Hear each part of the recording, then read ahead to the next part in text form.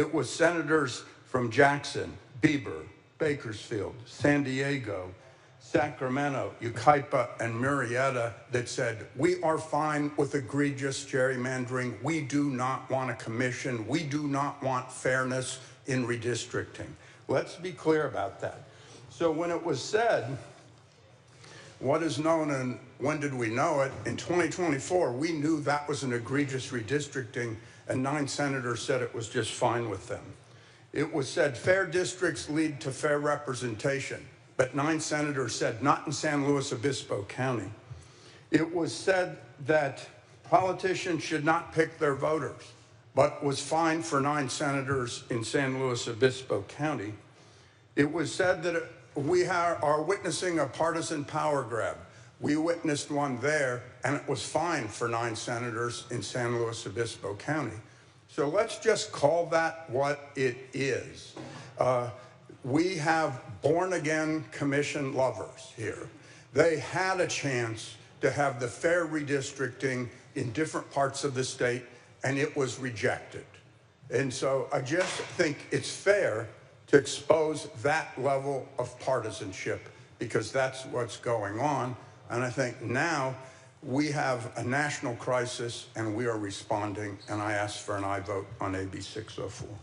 Thank you. Senator Grove, you are recognized at your desk. Thank you, Madam President. Colleagues, I rise in opposition of this redistricting package, all 3 bills that are coming before us today to redraw congressional lines. The move undermines the will of the people and the voters of this state. I don't wholeheartedly agree with the actual commission, the people that are on the board of the commission, but I don't agree that legislators should be able to draw their own lines either. And I'm a legislator, and I don't think I should be able to draw my own lines. I think the people should be able to pick the people they want to have them represented, and it should be that a standard across the United States. I listened to your comments, and I really wasn't going to speak, but I listened to all the comments, and it's all about transparency, and this has been transparent. Colleagues, this bill was put in print on Monday. We had a hearing on Tuesday. On Tuesday, when the hearing took place, both election chairs in the Assembly and the Senate could not answer one question: who drew the lines? The Assembly elections chair said it was a collaboration. The Assembly elections chair said it was leadership. Leadership, what leadership? Give us a name. The individual who was providing technical assistance in that committee would not answer any questions about who they were, who they represented, who was paying them. This is a public process, and you're asking from the dais, who do you represent? I'd rather not answer that question. Who's paying you? I'd rather not answer that question. I mean, this is a public process where we got no answers, and you're talking about transparency. They were asked who drew the lines, and in the Assembly, the response was it was a group of leadership. It was the state legislature, and the response was, we're in the state legislature, and we didn't participate in that process. And they said, well, you're not in leadership. So then it fell on leadership. I watched the interview on our own elections chair here in the Senate. Who drew the lines? Well, the Rules Committee. I'm the vice chair of Rules. We did not participate that I know of drawing any lines.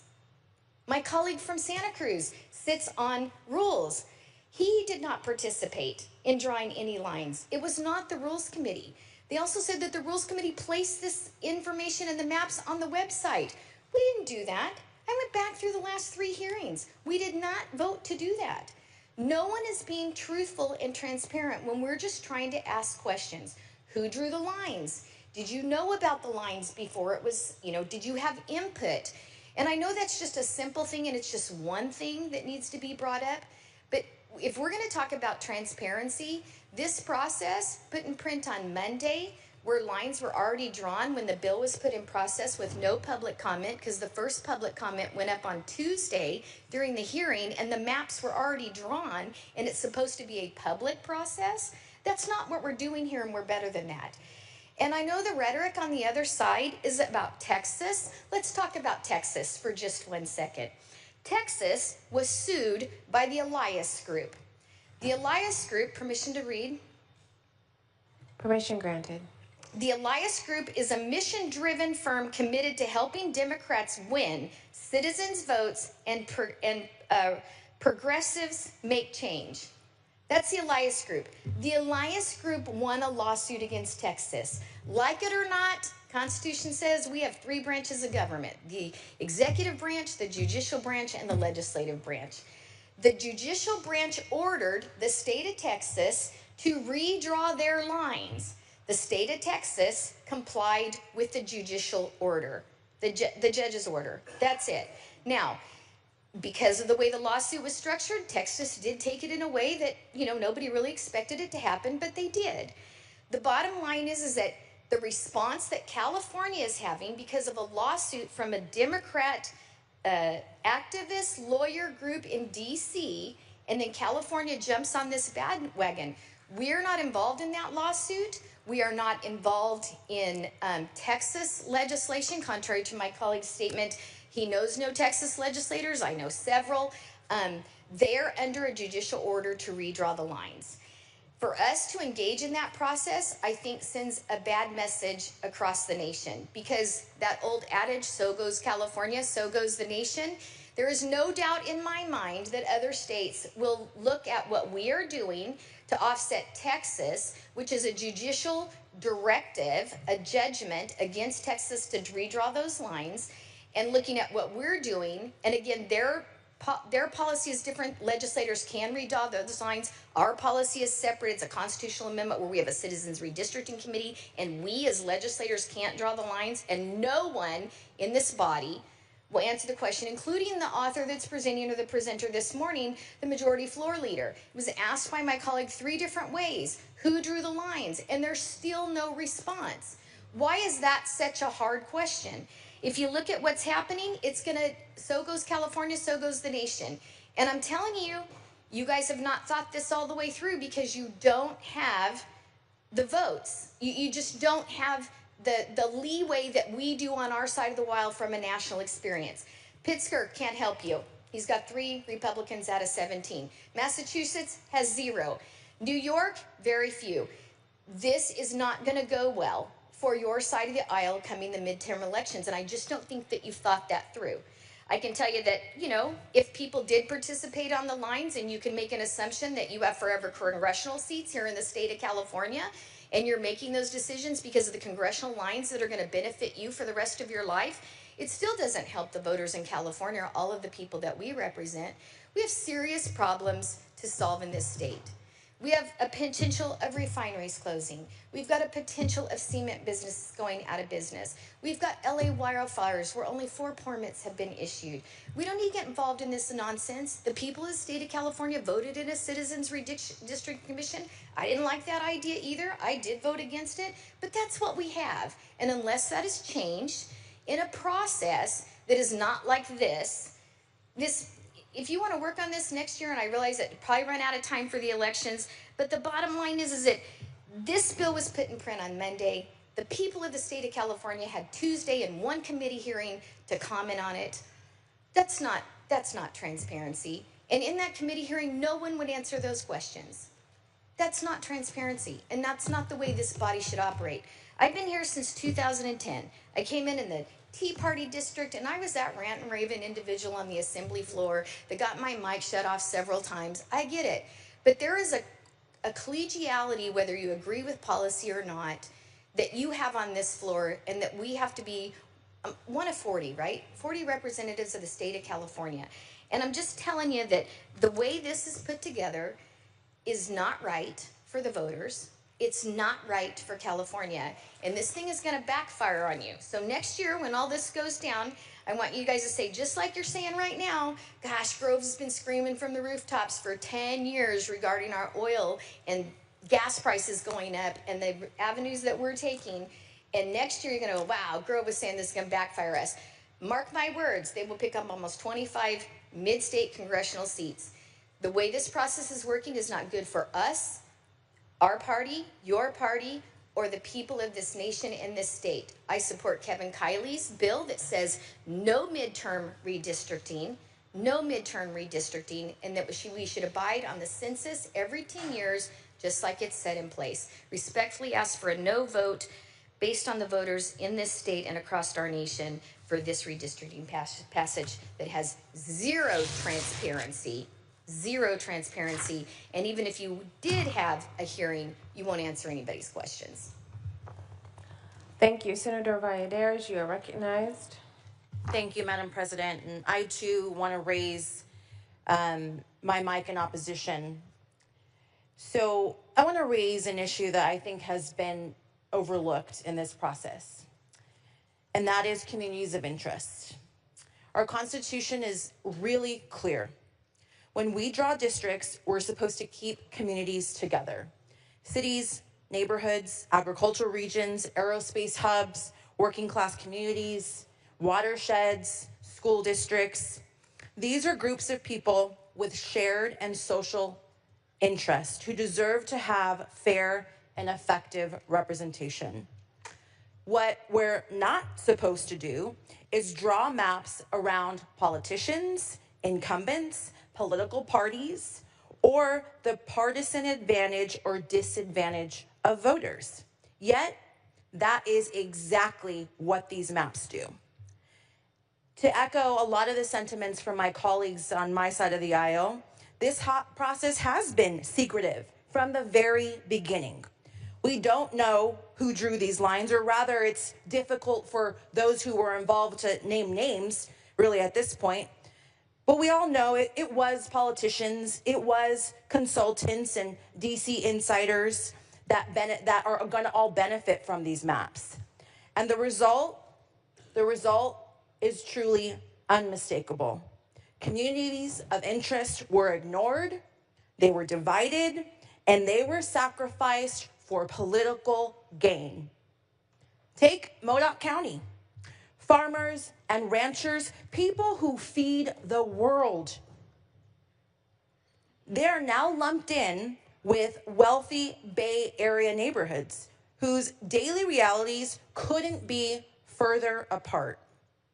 Look at Lodi, an agriculture community split 3 ways. Some bundled into Sacramento suburbs, others into Bay Area commuter towns. Instead of one strong voice in Congress, their representation is now diluted and divided. In my own district, the Antelope Valley, an isolated region with shared concerns of aerospace and defense, it's the nation's backbone for defense, for innovation. It's where America's most advanced aircraft and space technologies are designed, built, and tested. It's carved into 5 different congressional districts. This means no single representative is fully gonna be accountable to the needs of my community in the Antelope Valley. And let's talk about Sonoma County, chopped into 3 districts, silencing the ability of that community to speak with one voice. This isn't just bad mapping. This scheme is bad governance. The voters of California created an independent redistricting commission precisely to prevent this kind of power grab. They voted for fairness, transparency, and independence. The Constitution says maps are not to be drawn for politicians, for incumbents, or for parties. But here we are, with maps engineered in secret, rushed forward, and designed to benefit a few, select few.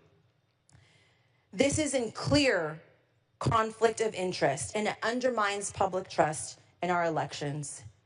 It tells voters that their voices matter less than political insiders, and it confirms every fear they already have about Sacramento. Colleagues, this isn't about Democrats or Republicans. In my district, I represent more Democrats than I do Republicans. I want every single voter to be represented fairly. This is about the Constitution. This is about transparency. It's about whether the people of California get what they voted for, a fair and open process, not maps drawn in back rooms for political convenience. The people of California deserve better. They deserve fair maps. They deserve good government. And they deserve leaders who will honor California's Constitution, not undermine it. I cannot support this plan. And I think it's ironic to hear, in response to my colleague from Santa Cruz, how history is repeating itself. How right now we're seeing that across the nation and even in California, that Democrats have lost 2.1 million voters and Republicans have picked up 2.4 million. And further makes me question this power grab. Is history repeating itself? I urge you to vote to uphold the Constitution of California today. I urge you to be the voice that your constituents elected you to be, to uphold their rights, their voices. Respectfully ask for a no vote. Thank you. Senator Umberg, you are recognized. Well, thank you, Madam President. Let me speak to some self-evident, irrefutable truths. Truth number one is that all 39 members of the California State Senate sitting here today are here because they want to improve the lives of Californians. Irrespective of whether they have a D or an R behind their name, they're here to improve the lives of Californians. Truth number two, we would not be here but for the President of the United States ordering Texas to create 5 new seats. And why? Why? Because he's concerned about the Congress potentially being a check on his power. Truth number three. Truth number three is that the $811 million that the president has asked that be taken from California K through 12 education to include after-school programs that were referenced by my colleague from Irvine, that diminishes the quality of life of Californians. Next truth, the $1 billion right now that is attempted to be extorted from UCLA diminishes the quality of life of Californians. Next truth, the 57,861 individuals detained by masked agents, many unknown, that diminishes the quality of life in California, and in particular the 47,000 plus who have not had a conviction for anything other than being of a certain race and having a certain occupation. That is the only criteria that was used to detain those 47,000 individuals. That diminishes the quality of life in California. The $164 billion taken over the next 10 years in terms of health care, that diminishes the quality of life here in California. And in terms of the cost-benefit analysis, whatever it costs for this election, if we can save but a small portion of the amounts that the president wishes to remove to punish California, it is a cost-benefit analysis that we should engage in. Now, James Madison in Federalist 47 said, look, here's what we do, is we ask our government, we create a government with checks and balances, and the Congress is supposed to be a check on the executive. But this Congress has been absolutely supine in terms of being a check, including the 9 members of the Republican delegation from California have basically decided to disarm. Now, what is the response? The response is to actually respond to what the president's trying to do. Again, we wouldn't be here but for that. Now, let me also commend and congratulate those of the Republican Party who have stood up to the president. I heard my colleague from Huntington Beach today talk about Texas, say that what they're doing is wrong. That's hard, and much harder for Republicans to say that than Democrats. Same thing with my colleague from Irvine who condemned what the president's doing in Texas. The same thing with Kevin Kiley, who's saying, look, we should not be doing midterm, mid-decade reapportionment.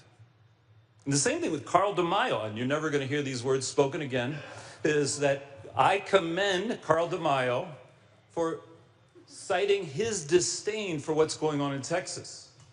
But that is not sufficient. And by the way, I appreciate the humility of my colleagues here too. That's not a trait that's common to most of us who are elected, but their humility in saying that they have no influence. They have no influence on the president. They have no influence on Texas. Well, I invite them to join with me in the letter that I circulated asking the governor of Texas, cease and desist, to stand down. If he stands down, we will stand down. The 9 members of the Republican delegation in the Congress are larger than 23 states in this union. Those 9 members, plus our colleagues here in the California legislature, they have a very strong voice, and I urge them to use that voice. I'll go to Austin with them. I urge them to basically make sure that this crisis is averted. If this crisis is not averted, then we in California must stand up. We in California must stand up for the quality of life of Californians as we see it being assaulted. We must stand up and vote aye on AB 604. Thank you. Thank you. Senator Durazo, you are recognized. Thank you, Madam President. Good morning, colleagues. Today's vote is not about us. Today's vote is not about politicians. Today's vote is about people, working people living ordinary lives.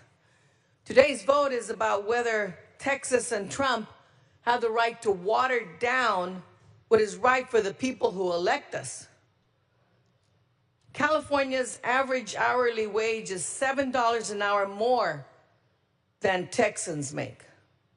Our minimum wage is $9 more than theirs. And before any of you knee-jerk to, yeah, but everything is more expensive in California, consider the facts for working people beyond wages. Texas families pay $4,300 out of pocket for health insurance. Californians pay $1,100 less. 16.6% of Texans don't have any health insurance at all, but only 6% of Californians are without it. Retirees in Texas scrape by with $600 less than California retirees. Texas utility bills are about the same as Californians. And the median home price in Texas' capital city of Austin is the same as Sacramento. This issue and our vote today is about our right to live in a California that Californians control. Texas and Trump want to water down that right. That's what's at stake. 40 years ago, Texas state government came up with a famous anti-litter campaign slogan, "Don't mess with Texas." You know what? We aren't stupid. Don't mess with us either. Thank you. Senator Ciarto, you are recognized. Thank you, Madam Chair and our Madam President. So today, members, I stand before you, and this is going to be no surprise. I do not support what we are doing. There's a lot of reasons not to support this. And I'm going to list a couple of them, but I'm going to talk in chief about one thing in particular. For one thing, I know we've been belittled for trying to bring it up or pretending that it's something that's not. But this does lack transparency. This effort is a week old for us, for the people out there that got to see maybe if they knew to get on the thing. The reason it lacks transparency is because there hasn't been an opportunity for the public to be able to get engaged enough to look and see what these 3 bills that we're going to be doing are doing. A lot of the public, there's a lot of people out there, they don't even know what a senator is. But they do pay attention eventually, and that's why there's a 31-day waiting period usually before we can do these. But we've done what we always do with our supermajority. We've waived that. Let's get rid of that. So yeah, there is a lack of transparency in this. And then the second thing that I want to say is it also lacks integrity. You know, sometimes I'll ask a question that I know the answer to. You know why? Because I want somebody to either tell me the answer and I'll go, good, they're being honest with me. Or I'll watch them evade the answer when I know they're smart enough to answer, they know the answer and they just won't do it. They're evading the question. And when, you know, when I see that happen, to me, that lacks integrity. We asked questions in the committee that were pretty easy. We know the answers to some of this, but they're kind of rumors. So you're just kind of trying to get the affirmation of what the answer is to who drew these. Was it a consultant? Was it staff? Was it a consultant to one of our legislative offices? Because none of those are eligible under our Constitution in California to be drawing maps. And yet somehow this map dropped out of the sky, because I can tell you, when we're told the legislature drew the map, that was one of the answers, the legislature. The legislature is not a human being. That's like saying the car drew the map. The car decided where to go. It did not. It's not a thing. I mean, it is a thing, but it's not a living thing. It can't think on its own. So we didn't get the answers that we wanted in our committee. And I was told, you know, already got the answer. No, I've asked the question, I just never got the answer. But I knew the answer, and I didn't get the answer, which means people are being evasive, which in this body, and what we do up here, that lacks integrity. It also flies in the face of the wishes of voters to make drawing of districts the sole responsibility of the Citizens Redistricting Commission. And the last thing I'll mention on this particular reasons why we shouldn't even be doing this is, you know, and I'm glad people brought this up. During the past few sessions, numerous bills have been introduced and passed by the legislature demanding that the Citizen Redistricting Commissions be formed in counties that do not have them. And the reason given by my colleague in Riverside, I remember her speech. The reason given was to preserve democracy. And yet, today we're told, hey, you know what, 30 of you voted against those redistricting. You know why? You know why I voted against those redistricting efforts? Number one, I'm kind of a local control guy. I think counties, cities, they need to weigh in on how they operate. But more than that, it's because all of those reflected what a supermajority will do when they're passing a bill. They set it up for their party to be successful in this in their redistricting effort. So what they did was they created a partisan makeup ahead of time. They created partisan results from a partisan commission. So heck yeah, I am voting no on that. You want an independent? Don't tell us what the makeup is of it, other than we have to find independent people to be able to be on a commission like that. If you're going to tell me it has to be this many Democrats and then 2 Republicans and the Republican votes don't count, we're not going to vote for that. That's why. That's why we voted against that. It's not because we are against the concept of an independent redistricting commission.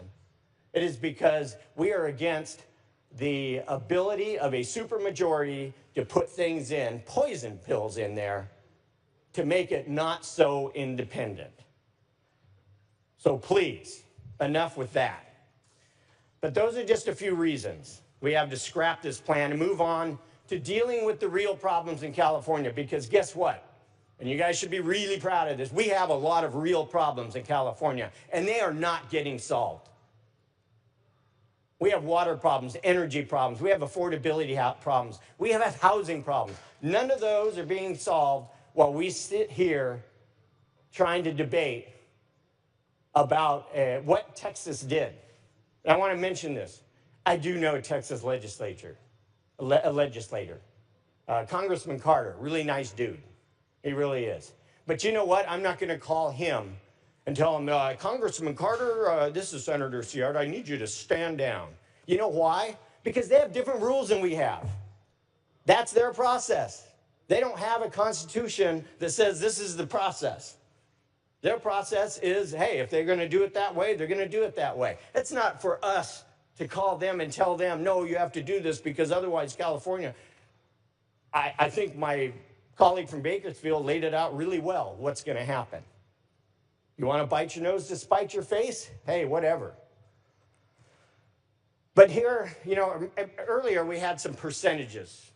And I was thinking, man, if I start talking percentages, people are going to go to sleep. But since somebody already brought up percentages, I'm going to speak my percentages. Because what this deals with is this other issue I always hear from this body, and that's proportionality. Hey, when we're talking about crime stats, well, that's not in proportion to this. So let's talk about proportionality. And here are some numbers. 46% of registered voters in this state are Democrats. Yes, that's a pretty dominant number. 25% of registered voters are Republican. But here's a little something. 29% are declined to states, no party preference, or other, which means they're registered as another party. But you know what? The representation in the legislature for the Republicans, yes, it's very proportional. We're 25% registered, and we got 25% membership. You know who isn't? Is the decline to states and the no party preference. And one of the reasons that that's important to remember as we go forward and talk about the congressional seats is because those folks don't like the Democrats, the Democratic platform, and they don't like the Republican platform. They are in the middle. But you know what? They can't win a seat. They can't go out there and win an election.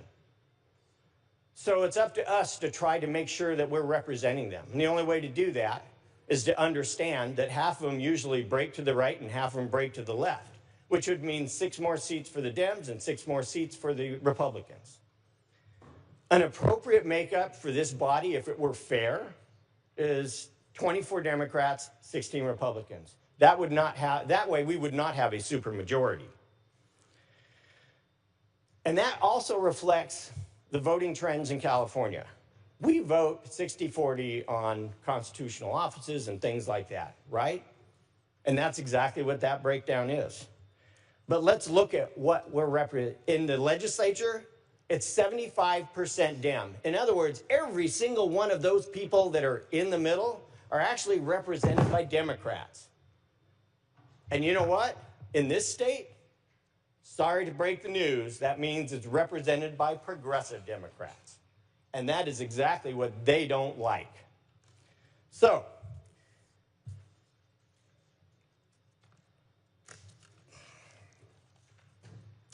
let's move on to the Congress, congressional seats. We have 52 of them. So let's talk about democracy. 52 seats. You know how many are Republican seats? 9.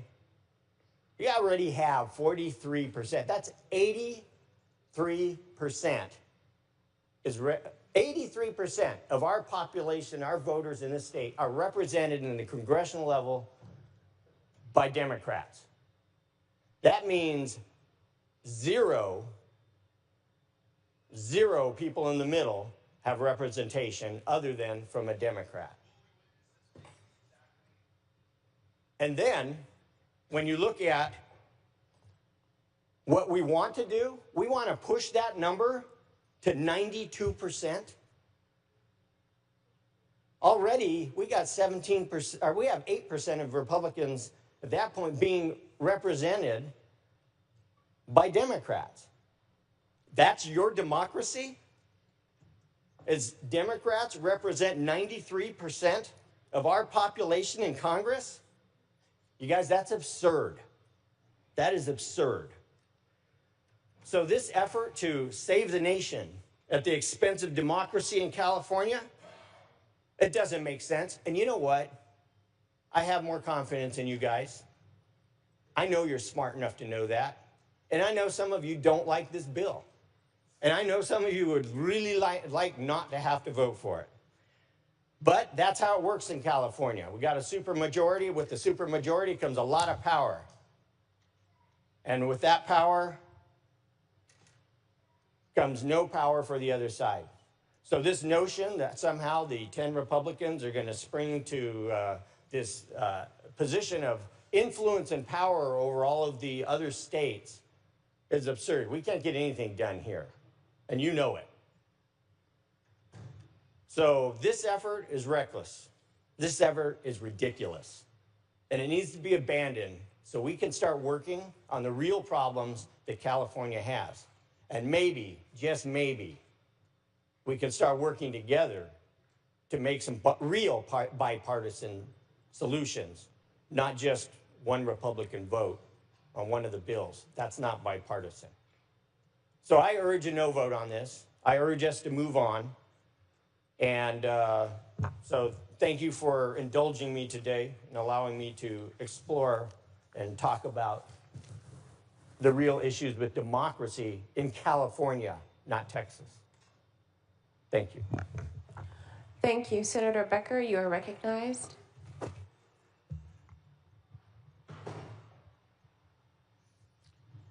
Thank you for allowing me to speak on this important topic. And my colleague who just spoke said that he was not going to call the folks in Texas. Well, the folks in Texas called us. They called us, and they said, you are our 911 call. And I got to tell you, I had chills. I mean, it was an incredible moment, and I have such respect for them. They said, you are our 911 call. We are calling you in California. We need your help.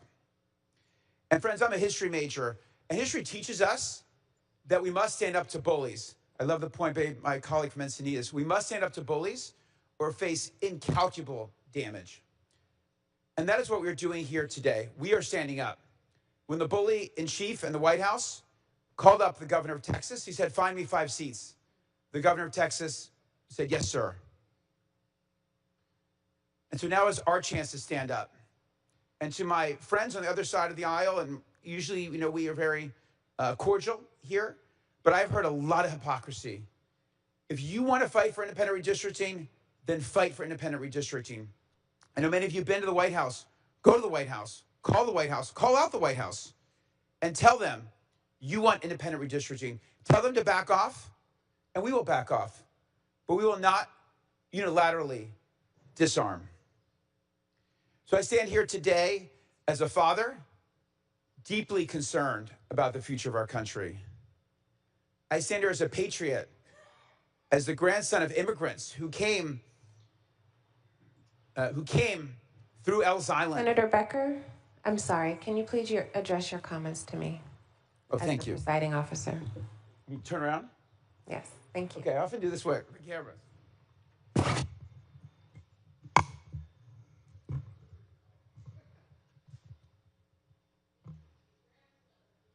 Thank you. I stand here as a father, deeply concerned for the future of my children. I stand here as a grandson of immigrants who came through Ellis Island, through the Statue of Liberty.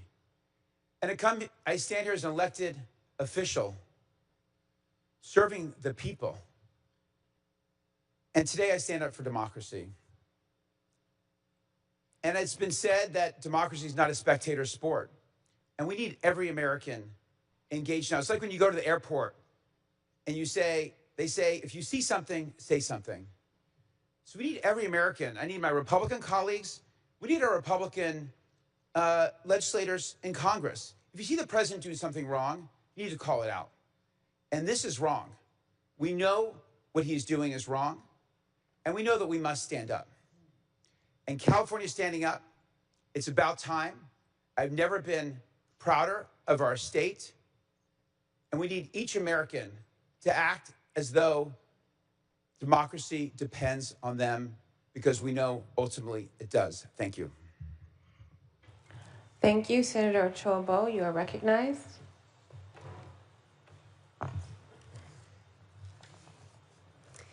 Thank you, Madam President. California deserves a redistricting process that is fair, transparent, and free from political gamemanship. It was mentioned the fact that as Republicans, we haven't supported such measures in the past. But unfortunately, many a times when measures are placed forward in this body, because of the supermajority, many of the times we're not included to give feedback and input on these measures. And therefore, these measures don't necessarily become equitable or fulfill the full intent of that bill. And it's one of the reasons why we could not support the measure that was mentioned earlier by my dear colleague from Santa Cruz. I looked up the analysis for that particular bill right after you mentioned it, and we'll have conversations after the session. But going back to this particular bill, weakening and discarding the independent commission, even temporarily, betrays the trust of the voters placed in us and undermines the integrity of our democracy. California has long set the standard for fair redistricting, outfitted with a voter-established independent commission. Question of the author, ma'am. Will the author take a question? Will the author take a question? Yes. You may proceed. Through the president. Does the state of Texas have an independent commission on redistricting voted by the voters of Texas? They do not. Okay. The Citizens Redistricting Commission was created to end decades of political gerrymandering. Rolling back the progress for short-term gains risk undoing years of hard-fought reforms. Californians deserve leaders that will protect the independent system voters demanded and preserve it for generations to come. Unlike Texas, we have this. They do not. And it falls, question of the author. Yes, Will the author take a question? absolutely. You may proceed. Does the Texas Legislature have the purview to redraw their lines? They do. They don't have the purview to violate the Voting Rights Act and disenfranchise their voters, but that is what they're doing. So as mentioned earlier by my colleague from Bakersfield, the state of Texas was sued and was obligated to redraw their lines. Checkpoint. Before the commission's creation, district lines were developed in secrecy through insider deals, often protecting incumbents or political insiders. California voters ended that in 2008 with Proposition 11, the Voters' First Act, which established the commission. 2 years later, Proposition 20 expanded its reach to include congressional districts. Since then, the commission has consistently delivered maps through open, publicly reviewed processes, even successfully adapting during the pandemic-delayed 2020 cycle, earning praise for transparency and efficiency. If signed into law, today's proposed legislative package would strip the commission's authority, quote unquote, temporarily, granting lawmakers control over congressional redistricting for the 26, 28, and 30 election cycles.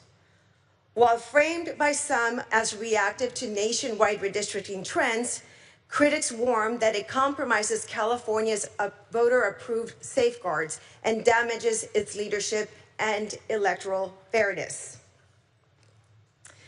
This proposal undermines the voters' trust, since the commission was created by the voters to ensure fairness, transparency, and accountability. Repealing it would feel like repudiating the voter intent. AB 604 was drafted without constitutional safeguards intended to promote fair and representative district maps. Stated that these maps are intended to elect 5 additional Democrat congressional seats. Let's register that. This mid-cycle redistricting plan undermines the state's constitution by seeking a voter-approved amendment that would temporarily waive the key provisions of the California State Constitution's Article 21, allowing politicians to redraw lines for partisan gain rather than adhering to established democratic principles. First, the plan ignores the constitutional mandate that redistricting occur only in the year following the year in which the national census is taken under direction of Congress at the beginning of each decade. By pushing for changes mid-decade outside the post-census window, this proposal disrupts the every 10-year rhythm that's designed to ensure districts reflect accurate, updated population data. This could open the door to arbitrary manipulations whether political winds shift. Second, it waives the rigorous criteria outlined in the state constitution that prioritizes geographical and social considerations to promote fairness. These include requiring districts to be geographically contiguous, criterion 3, respecting the integrity of cities, counties, neighborhoods, and communities of interest by minimizing their division, criterion 4, and ensuring compactness where practicable, criterion 5. And I know that it was stated that 76% of these congressional districts fit the Redistricting Commission's criteria, meaning these. But the additional and the remaining do not, therefore violating the very intent and the guidelines of the Constitution. The legislature's secretive, and secretive meaning no one can divulge where they came from, and rushed map drawing processes discards these standards. And secretive meaning that no one knows how they were drawn, but yet they've appeared secretly by an unknown hand online. And now they're transparent because they're there. But no one knows who placed them there and who drew them in the first place. Potentially fracturing cohesive communities and creating convoluted districts that prioritize electoral outcomes over logical boundaries, as stated on this body in this floor today. Finally, the plan flouts the Constitution's explicit prohibition against partisan gerrymandering, which states that districts shall not be drawn to favor or discriminate against an incumbent political candidate or political party. And yet, once again, on this floor today, it was mentioned that it was due to the reasoning of electing 5 Democrat congressional districts. Stated on this floor. By suspending the Citizens Redistricting Commission and empowering the legislature to redraw these maps, this legislation invites blatant favoritism, eroding the impartiality voters enshrined in the Constitution to prevent self-serving power grabs. Folks, this is serious. Ladies and gentlemen, this is very, very serious. When we are elected, we swear an oath to uphold both the U.S. and the California Constitution. Regardless of what any other state does, that is what we do when we stand on this floor, this red carpet, and we raise our hand. two wrongs don't make it right. And when it says to join our colleagues in repudiating other states for what they're doing, folks, we're elected to represent the state of California. I had a podcast I was listening to just this morning talking about whether or not term limits should exist. And one of the arguments that were stated in this podcast was whether or not, we should have term limits. And the gentleman speaking said, well,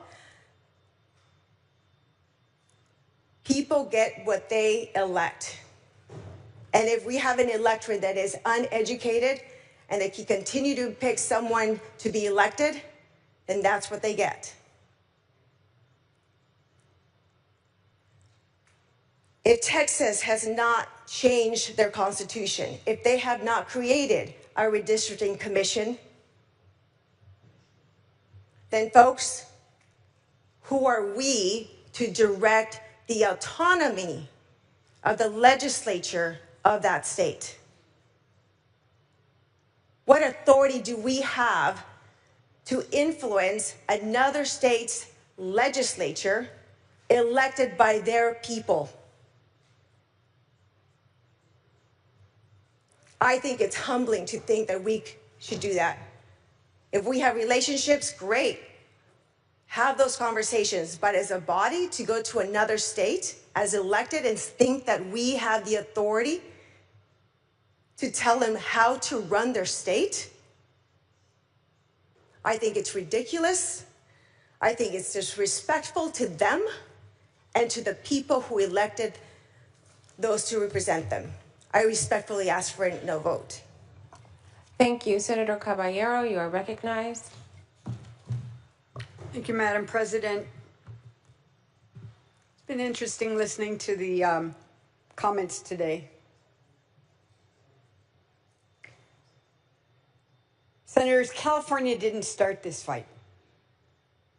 We've always had an amicable relationship with our president. Amicable because the president understands that California is a donor state to this great country.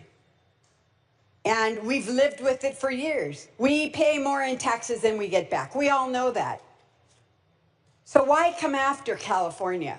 Why make us an example to the rest of the country by attacking our immigrants, by putting tariffs that have hurt our farmers and that now is going to start to hurt our residents, by taking away benefits that are really important in our state as we've tried to meet the needs of our country. So California didn't start this fight. And my party didn't start this fight either. Let me be clear. I don't shy away from a good competition. I love sports. Soccer, football, baseball. I love it all. In my family, we have our favorite teams that we watch and we follow and that we support. And I can tell you they are vacuous games when we have people on different sides supporting different teams. So I don't have a problem with opposition or with conflict. But what I do insist on is that the game be fair. I do insist that everybody know what the rules are at the beginning of the game and then it's not changed.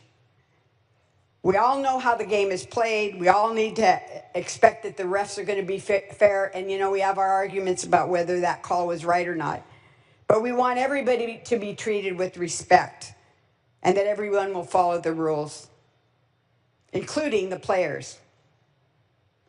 Folks, that's not what's happening in our country today. The president knows that what he's doing is hurting people, and it is. It is. It's hurting everyday average Americans. And that hurt is real. The prices have gone up. There's uncertainty in the market. Hard to get a loan. Housing isn't selling. That's not because of what we've done. That's because of the pressure of tariffs and messing around with the market. So the president's afraid he can't win. He's afraid he can't win an election in 2 years to ensure that he maintains control over everything that's going on in the country. So he's taken an action to rig the election. It won't be a fair competition. It's playing dirty. It's cheating. It's cheating. And it's making sure that he continues to be in charge, even if the voters want change. Even if the voters want change, he's rigging it. It's a power grab.